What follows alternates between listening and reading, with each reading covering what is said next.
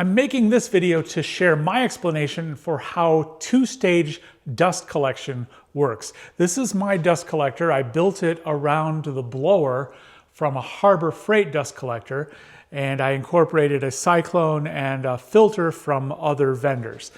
So let's start at the machine where the dust is made. In this case, I have it hooked to my jointer, and the idea is that the dust collection is going to generate enough air and suction moving to get all of the dust to go through this blue tube. As it happens, that you never get all the dust, but hopefully you get most of it. And the machine you're using is going to generate dust particles of all sizes. In particular, a jointer generates some pretty big dust particles, as well as some small ones, and something like a table saw will generate, on average, smaller particles. Those particles are going to go through this blue tube to the cyclone. And here is where you can start thinking of this as tryouts for a running team, is the way I like to think of it.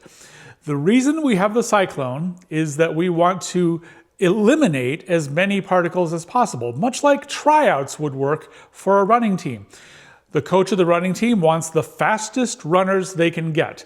And so they will have all of the applicants run a race, and the heavier, slower runners will not make the cut. They will not make the team. And that's what a cyclone is. A cyclone basically makes the dust particles run around in circles around the track, and the heavier, slower ones will not be able to keep up, and they will fall down through into this container. The ones that are fast enough, that are light enough, will make it to the next stage, and they will go up in through the blower, through this tube to the filter.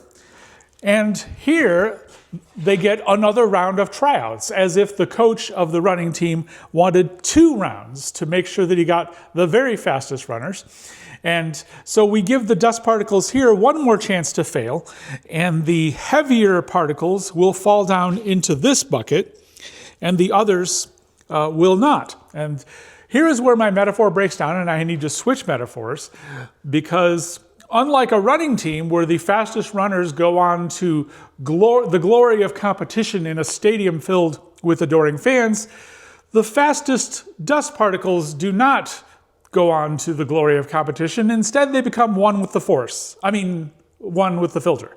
Literally, they slam into the filter and they never leave until you clean the filter. But the point remains, they slam into the filter and they stay there indefinitely.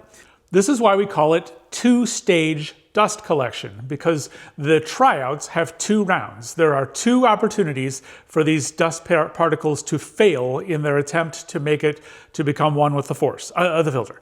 Some dust collectors are called single-stage collectors. These models are also popular, and those models do not have a cyclone. They only have 1 opportunity for the dust particles to fail. And basically what those do is that the very heaviest particles fall down after going through a baffle, and they fall down into a bag of some sort, usually. The reason that a cyclone is a good idea, the reason why a cyclone is worth the trouble, is twofold. The main reason is that we don't want too much dust becoming one with the force, the filter, because good filters are expensive. And we would prefer to have that filter last as long as possible.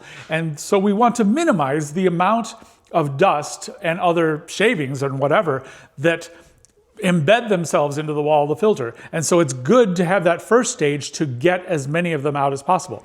The second reason, at least in this design, is that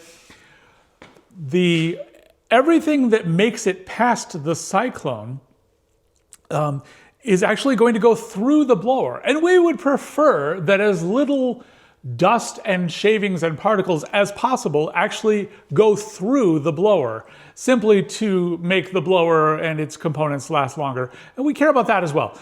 Setting aside the metaphors for just a moment, the cost of a cyclone, aside from the financial cost, is that it will reduce the suction. So if we return to where we started, we want as much suction as possible here at whatever machine we're using, because we don't want to leave dust and particles behind here. The whole goal of this is dust collection. We want to gather all the dust and particles that we can gather and bring it over here and reject them here so that they will end up in some container where they can be more easily disposed of and not as messes on our floor and as harmful particles in our air. So the cyclone is a great idea for protecting the filter, but by making these dust particles go through an extra stage of tryouts before they can become one with the the filter, we actually increase the amount of suction we need. We therefore increase the size and capability of the blower we need.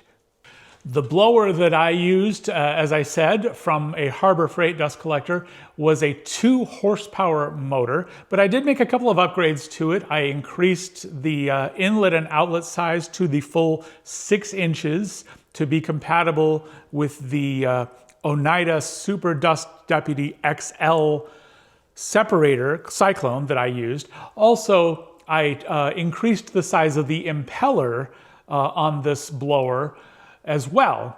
So it's yet to be seen whether my 2 horsepower with upgrades blower is sufficient for the setup that I have, but I'm fairly happy with it so far. Why did I decide to set this up as a 2-stage dust collector? Well, when I bought the Harbor Freight dust collector, I knew that one of the first things I wanted to do was upgrade to a better filter. And as I said, good filters can be expensive. I chose this filter from Wynn Environmental, and actually it cost more than the dust collector. So I wanted to protect that filter. So then I needed to do a cyclone. And then when I realized I was going that far, I decided I needed to change all the widths, increase the airflow to accommodate the cyclone, and upgrade the impeller.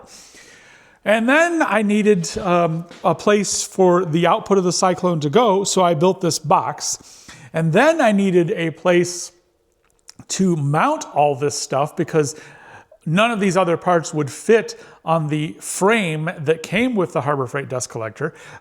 So I ended up only using the blower from the dust collector, and the rest of the Harbor Freight stuff is a box of spare parts. And I put all this together and then realized that it's too tall for that doorway. So I'm gonna have to raise the height of that doorway if I ever want this thing to go into the other room. And I'm willing to consider the possibility that this project has gotten out of hand. I haven't actually added everything up, but I would not be surprised to find that I started with a $200 dust collector and spent $2,000 on it. Nonetheless, I am happy with the results I'm getting so far, and I learned a lot.